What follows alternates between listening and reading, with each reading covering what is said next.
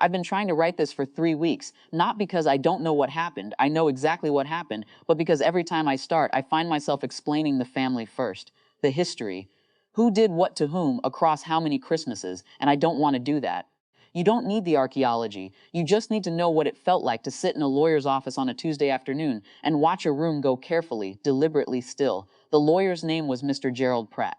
He had the kind of voice that probably sounded the same at funerals and depositions and dinner tables, measured unhurried, slightly above the emotional weather of whatever room he occupied. I appreciated that about him. I still do. My brother Daniel sat to my left. Our Aunt Carol was behind us, which I thought was strange until I realized she'd positioned herself to watch our faces.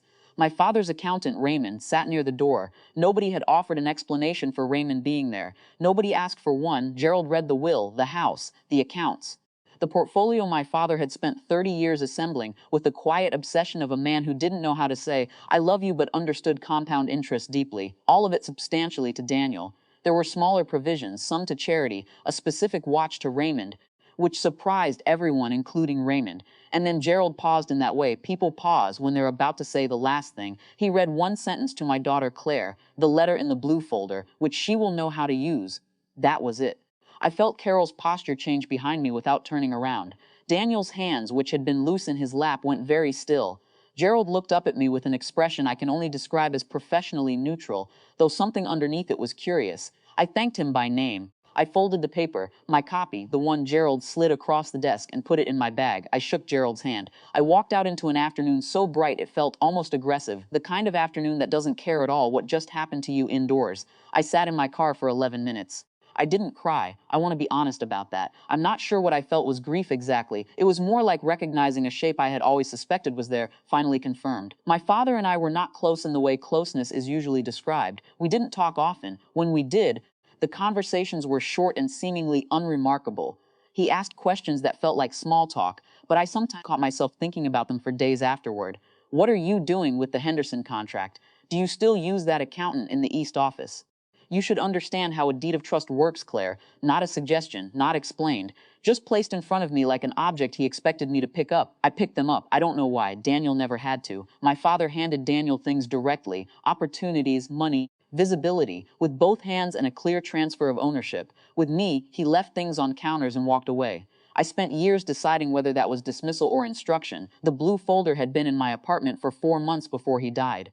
He'd handed it to me during what turned out to be our last real conversation. He said nothing about it except, "Keep this somewhere sensible."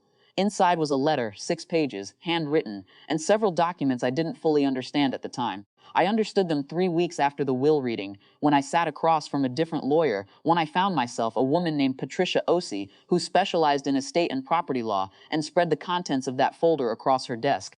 What my father had written was not a declaration of love. It wasn't an apology either, though certain sentences ran close to the territory. It was more than anything a technical document dressed in personal language. It explained the structure of an asset, a commercial property held through a trust that sat beneath a portion of Daniel's inheritance like a foundation beneath a building.